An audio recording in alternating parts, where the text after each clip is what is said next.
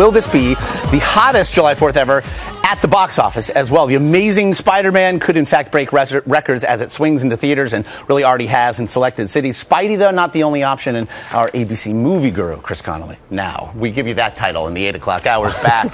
What should we see and what should we skip? And let's start there. Amazing Spider-Man, what do you think? I'll sit cross-legged because this 4th of July movie theaters have the best of everything an audience could want. Action, acting, and quality air conditioning. Can you touch it? The law says that you cannot touch. But I think I see a lot of lawbreakers up in this house. Now that's a strip mall. From Magic Mike's bushel of pecs. Down here, not looking up your towel, swear to God. To the plushy profanity of Ted. I'll help you get on your feet out there, I promise. Bring it in, you bastard. Come on. That's my bad. I was sending a tweet.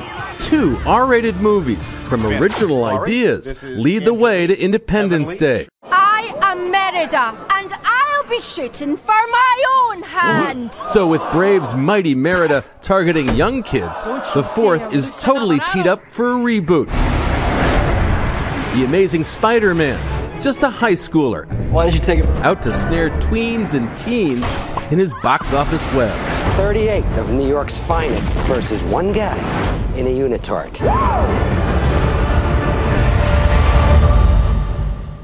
All good stuff coming up this 4th, Josh. Can we, it's Spidey, let's start there. Good for the whole family? Yeah, I'd say I had 3 kids under the age of 10 in front of me. I wouldn't recommend that just for the trips to the bathroom. But it's entry-level superhero-dom. If you haven't been part of the Marvel fun, this is the best way to get in. The leads are very appealing. Emma Stone and Andrew Garfield, even if they are a little old, their appeal transcends their age, which is something we're all shooting for. And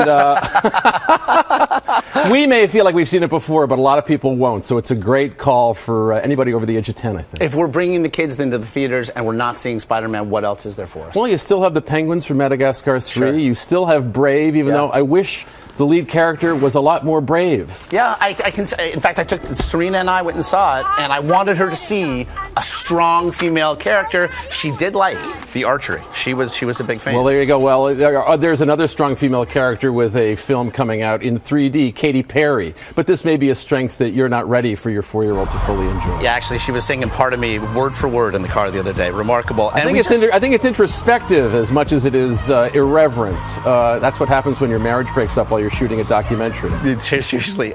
We saw Magic Mike and Ted. Certainly not family films, but boy, they are making money. Magic Mike is really something. It's a sheep in wolf's clothing, really. And the clothing is a thong, you know. So there's that to be said. It's a Steven Soderbergh movie. It doesn't end with a big production number. It's like an indie set in this world. So while the mostly female audience gets their full ration of beefcake, there's actually kind of a bro-positive message in the movie that can make it tolerable for guys as well. And Ted is with Teddy Bear for adults, I think it's fair to say. Mark Wahlberg does it all. Mark Wahlberg does the work of 2 men. Actually, 1 man and a plush. If we don't want to see these, but we do want to see the adult films, what else is there? Moonrise Kingdom is tremendous. It's Wes Anderson's latest film, maybe his most accessible ever, probably his best since The Royal Tenenbaums. It's just something that you just can't get enough of. The scene that ends with this particular sequence here is probably the most dazzling sequence you'll see this summer. That young boy going through everybody who's about to be in this church play is really remarkable. So very warm-hearted and fun to see.